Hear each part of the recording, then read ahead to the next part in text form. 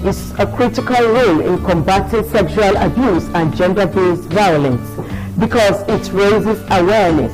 Advocacy can help raise awareness about the resources available to survivors and the need for policy changes. Advocacy can help create an environment that supports social change, ensures access to services. Advocacy can help ensure that survivors have access to services like legal assistance, health care, and counseling. Today, we are looking at the role of advocacy in combating sexual abuse and gender-based violence.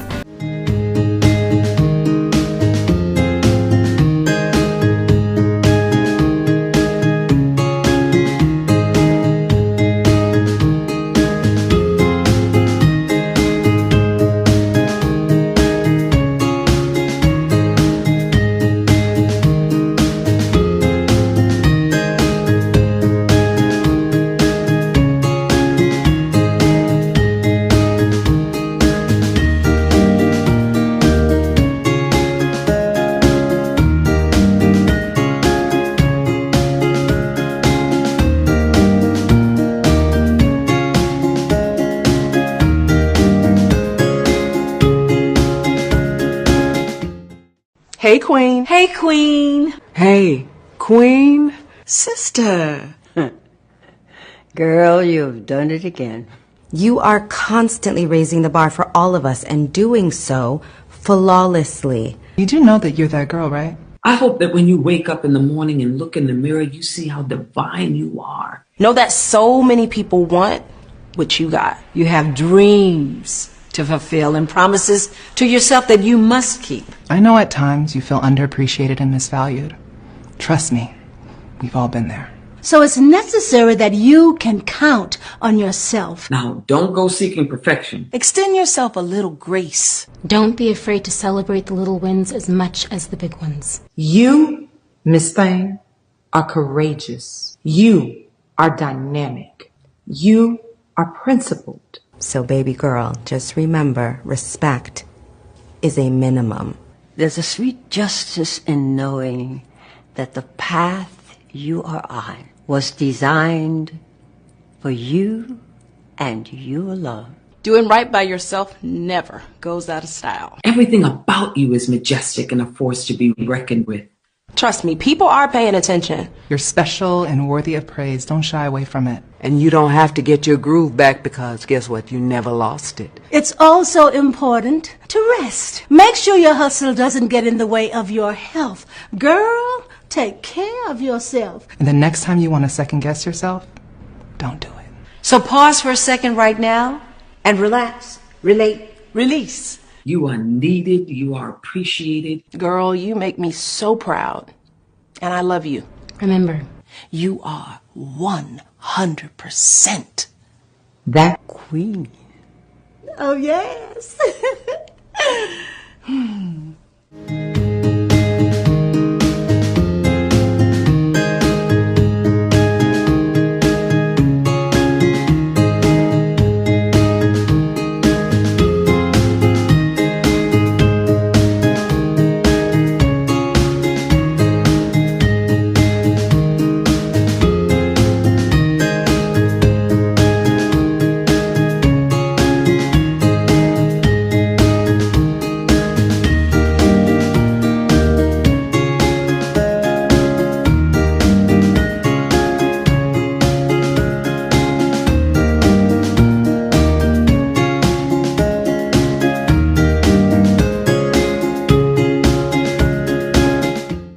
The topic for today is the role of advocacy in combating sexual abuse and gender-based violence. I have with me Raquel Kasham Daniel, founder Beyond the Classroom Foundation. Raquel, you are welcome to the program. Thank you. Before we go on, what is the meaning of Beyond the Classroom Foundation? Thank you so much for having me. So Beyond the Classroom Foundation, we got the name simply inspired by the fact that our work goes beyond the four walls of the traditional classroom. So for us, since we work with children and girls, focusing on girls' education, what we do beyond the with children goes beyond their the four walls of what they teach them in the classroom. So stuff like hygiene, menstrual health, for instance, safety, hand washing, basic things that even menstruation, things that they don't teach them in depth within the four walls of the classroom are things that we work with children to do. So that's what inspired our name. Looking at the role of advocacy in combating sexual abuse and gender-based violence, and you talk about the girl's child. Yes. So, and the program is Feminine Affairs. So, we'd like to know what inspired you to become an advocate for sexual abuse survivors, and what has the journey been like? That question is great. Talking about the classroom, Yes. beyond the classroom. Yes. So teaching girls about gender-based violence and abuse goes beyond the four walls of the classroom, like you said. It's not something that traditionally you hear in the classroom. You might hear it here and there, but not focus on it. So our work around gender-based violence and abuse started from when we started working to enroll children in schools. And what we realized is that some of the girls that we enroll in school, they begin to drop out of school after a while. And so we started to look for the root cause of the problem. And one of the root cause of the problem was, of course, poverty. But then we tried to now check all our data. Like I always say, good data never lie. And so we found out that there's also the case of girls getting pregnant or being abused. And when they get abused and they are pregnant, they drop out of school. Definitely. And because they live in communities where this thing is not discussed and some of it is seen as norm, we realized that we need to do something about it. So we need to curb gender-based violence and abuse within their communities to enable us get the children and the girls back into the classroom and to remain in the classroom. Oh, wow, that's lovely. So how significant are the initiative like 16 days activism in addressing this gender-based violence? How has it helped in addressing this issue? Thank you for that question. So the 16 Day of Activism is a global campaign. It starts on November 25th every year, which is the International Day for the Elimination of Violence Against Women and Girls. And then it ends on December 10th every year, which is World Human Rights Day. Okay. So from 25th of November to December 10th is 16 days exactly. And so because gender-based violence is a human rights issue, not just a women issue. And so what happens is connecting International Day for Elimination of Violence Against Women and Girls and the 16 day of and the World Human Rights Day, 16 days. So we're saying use that 16 days to advocate for women and girls, which is what a lot of people are doing globally to combat and to educate and to create awareness about gender-based violence and abuse. So initiatives like that helps to amplify the work of non-profits. I wouldn't be having a conversation with you if there's no 16 day of activism, because we're having a media tour to go from TV to radio to talk about gender-based violence and abuse and how everyone can be an ally to enable girls to stay in school and then also combat gender-based violence and abuse. So many initiatives are going on. People do campaigns, work against violence and abuse. We have the Beyond Her Us project also, which we're having, that is, empowering girls to rewrite their stories. Especially girls who have gone through so many problems that seemed unsurmountable, but then they came through it. So how can they go back and write their story? So we're doing such campaign, and there are so many campaigns globally that non-profits are doing that is actually working. Yeah, I like when you said it's a human rights issue. It's not a women thing. Yes. So that brings me now to the next question. What are some of the key challenges sexual abuse survivors face when seeking justice?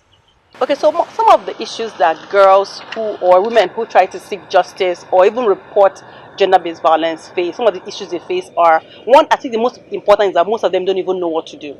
So when a girl is raped sometimes in communities, the mother will say, let's go and report to the police, and even before they report, they'll give the girl a bath, and that's actually washing away evidence, and so because of that, they are unable to get her to the hospital to collect evidence that she was even raped in the first place. So the first thing is for us to even educate girls to know what to do if they are even harassed sexually or even raped. And then another reason why people don't report when they don't get justice is because of the culture of shame. So imagine that God forbid, you have someone that that is very close to you, that in your house, that is raped, for instance. The first thing you're thinking of is not to take her to police station to go and report. You're trying to think, oh my God, how can we cover this family from this shameful act that has happened? Because it's a shameful act. So, but this culture of shame and the fact that we're afraid of it, and it makes us now cover up an evil act, is the problem. Used to cover up what has been done that is bad, then we have a bad thing. So culture of shame, then the fact that if a girl reports and the boy is apprehended, another girl could get in trouble because the boys are like, oh, you caught her, you went to go and report our brother, we will show you in communities. So the fact that sometimes it gets worse make the girls not to want to report. And then there's the shock of it. Some of them are just shocked and they realize that, you know what, there's nothing I can do about this thing. It has happened to me. I'm not the first woman to be harassed or to be sexually, and they just hide it. So family will say it's a family affair. No, it's not a family affair. It's a human rights affair, and it should be reported. It's a human rights violation and should be reported. So most of these issues are the reason why they're unable to get justice, because people are not even reporting it. People are afraid to report it because everyone now knows your business in the community. And then when they see how pregnancy, they'll say, in outside they'll say he's a bastard. You know that so nobody knows who owns the pregnancy. And some of them, it leads them to abortion and they lose their lives because of the culture of shame. You don't want people to know that, I've gone through this, or I was raped by my boyfriend or by my brother, which is a shameful act. And then because of that they hide. Parents take their daughters for abortion and they lose their lives. And then it becomes another cover-up. And then you hear them say, she had malaria and then she died. And then one day somebody will say, hiding the real issue. So that's why people are not getting justice, because people are not even reporting it. So for women to get justice, women need to be educated. They need to know what to do if you're harassed sexually or verbally or in any way. And then also be strong enough to say, it doesn't matter what happened. No matter how shameful this thing is, if I don't report it, it continues. And the more we report it, the more it curbs that. So we need people who are brave enough to say, it doesn't matter, I will stick to it. I love that word, brave. Bravery. Because you said something. You talked about reporting. Yes. And you talked about shame, stigmatization. So how do we handle that issue of stigmatization when I report the case and now I'm being stigmatized? How do you help me in that area?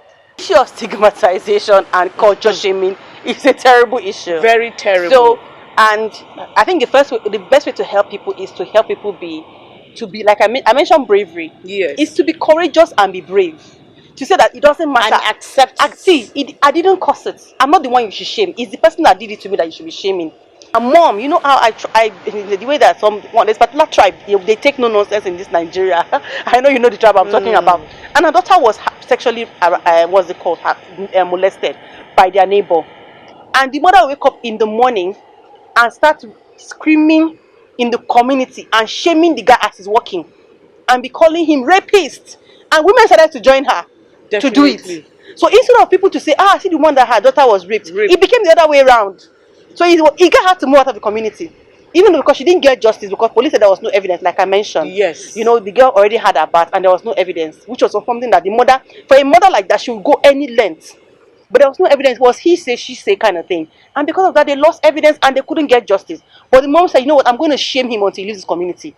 And the mother started to shame him every morning, in the evening when he came from work. Women now started realizing that, you know what, we can't stigmatize this woman. It's not her fault. This thing she's doing, let's join her. And women meeting, they started joining her. In the morning, they started eating gongoni, they started calling for the guy. Until one day, he went to work and didn't come back and left his property in the house and didn't come back. And the people started call police, they vandalized the park or his property.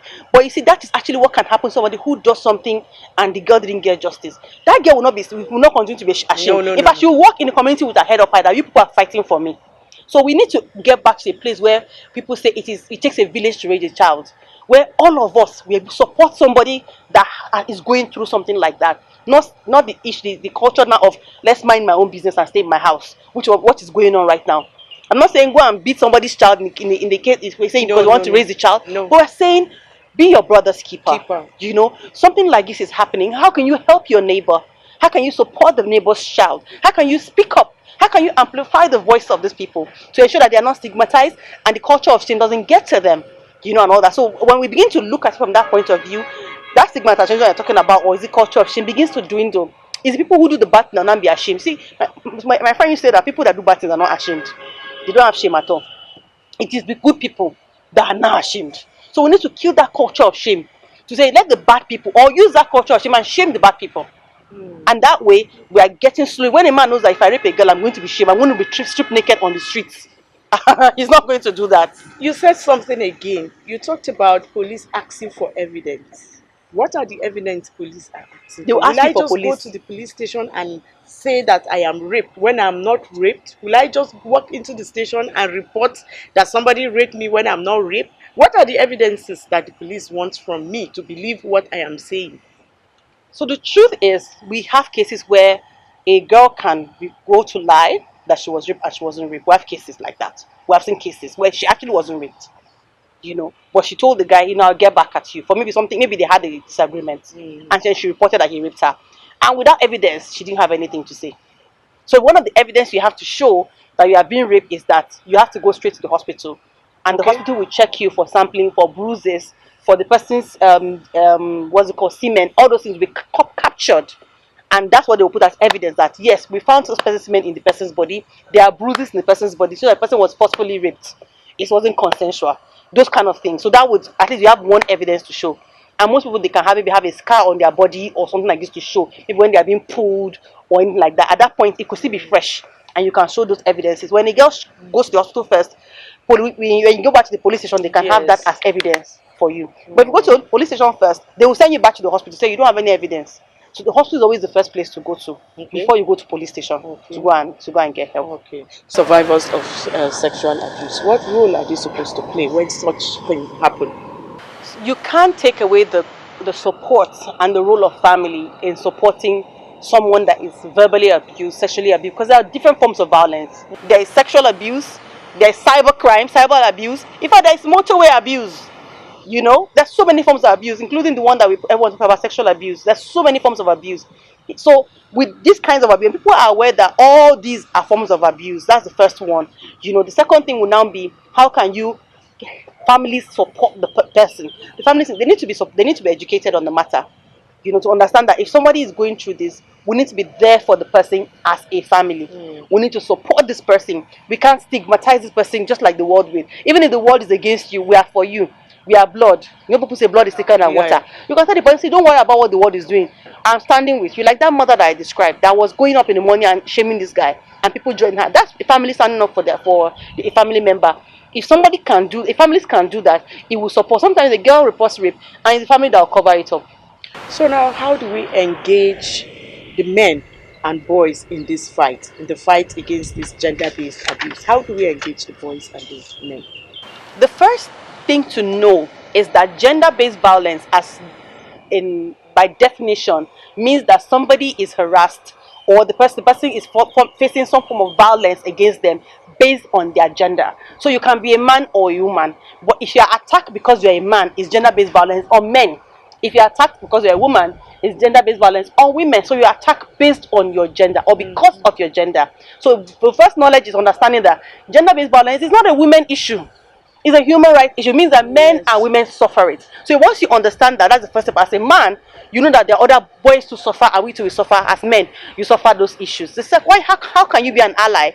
Secondly, if you understand, you become a he for she, like we call them. Yes. A man who speaks up. So when you see somebody doing something, we'll say when you hear something, say something. When you see something, say something. If you're a man, when you feel something is wrong, speak up. You're not the guy who, you always see one girl enter one man's house in his compound, and the girl will just come from a corner, and one man said, this is a girl, where she's going to, I'm not sure this is normal.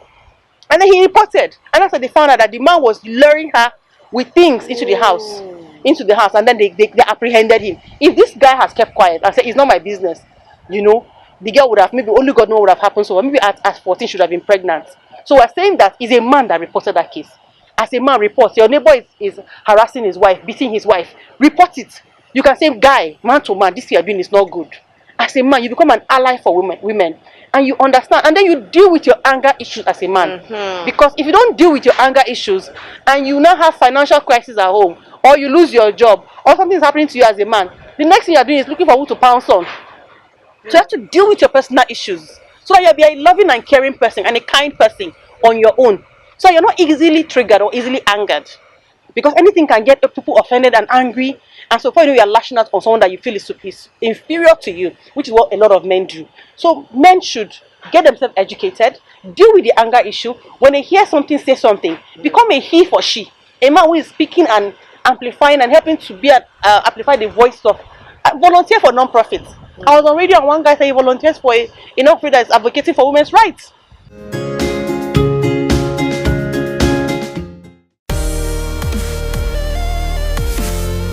In 2015, the Violence Against Persons Prohibition Act was signed into law to eliminate violence in private and public life.